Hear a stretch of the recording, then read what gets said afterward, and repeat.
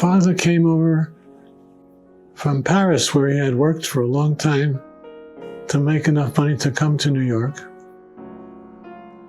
And then he got to New York, went to Columbia College of Pharmacy, and then somehow managed to lease a store, a drugstore, and begin his career as what we called a druggist in those days.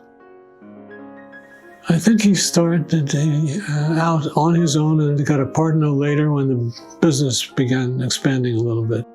And that partnership lasted many, many years till actually the Second World War. I think he dissolved that partnership when I was 10, and that's when I had to start working in the store because he didn't have anybody to help him. And I was available. And so the only times I had with him, which were great, were working side by side in the drugstore. And I treasure those memories. The drugstore was what one might describe as the heart of Harlem. That was 5th Avenue and 129th Street. But this was north of 125th Street, and not a very good neighborhood at all. Lots of crime, burglaries, holdups.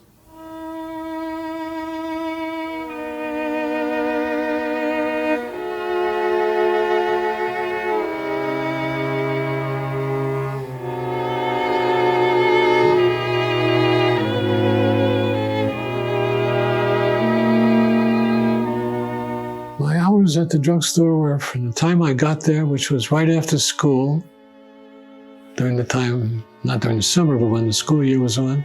Got there right after school and stayed and came home with my dad. When he closed the store at 10:30 or 11 at night, we came home on the subway together. And I loved the idea of working side by side with my dad, running ahead, getting a seat and holding it for him, then getting up. He was slower, holding it until he came down and could sit down, and I stood sleeping, holding the strap till 173rd Street. I felt like a big guy, working man. They called me Little Doc because I was there selling stuff from the prescription department. I didn't make the prescriptions, but you had patent medicines of all sorts, and I served them.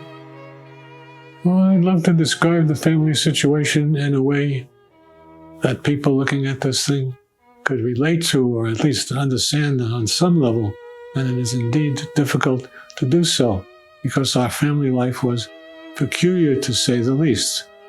My dad was in the store every day, 7 days a week, from the time that he dissolved his partnership with Mr. Katz, as he called him.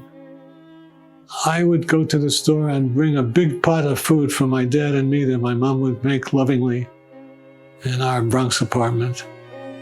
And so my dad would eat together, standing behind the counter.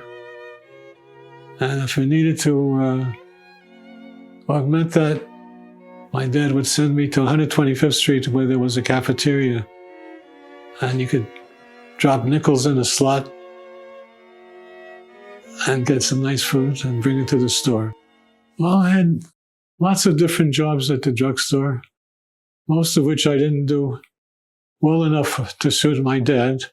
But one of the really important jobs that I had to do with, particularly when I got taller and a little more physically adept, I was entrusted with the job of taking the day's receipts to the bank all the way from 2098 Fifth Avenue to 5th Avenue and 125th Street, and a long, long walk across 125th Street to the bank, scared to death that I would be robbed or interfered with in some way.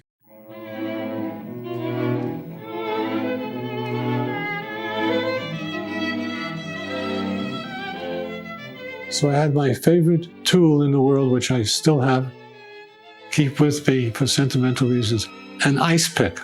And I had the ice pick hidden in my fist in one side pocket, and an envelope filled with mainly dollar bills and a couple of fives, which was my job to get safely because we needed pretty much every dollar that was there. We worked hard for it, or at least long, if not hard. And I delivered that safely, without fail, to the bank. He entrusted me with that job, particularly when I was already 6'1" and 200 pounds. It was a safe bet that nobody would mess with me. But I had very serious instructions from my dad. One was, since we were in a row, alongside a row of brownstones, we were in an apartment building with a storefront. My dad was very strict. Don't walk close to the brownstones because you'll get grabbed and pulled in, and God knows what will happen to you. The money will be gone, and you might be gone along with it. It was a rough neighborhood. And then you don't walk too close to the curb either, because a car can stop and grab you. They didn't have carjackings in those days, but I would have been people jacked, and the money would be gone, and so would I. And I'm walking along 125th Street, I was told, someone will come up and ask you the time or some directions. Just walk faster in the opposite direction. Get out of there. So we lived in a kind of a, I won't say military zone, but a rough zone, and we were well aware of it.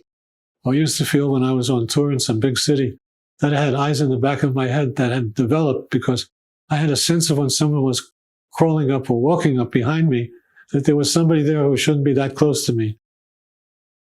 And mine was kind of fun to have had because I love to talk about it nowadays.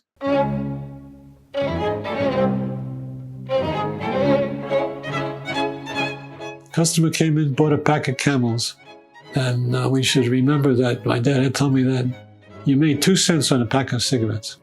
And there was a strict rule in the drugstore, but my dad was strict about everything, or tried to be.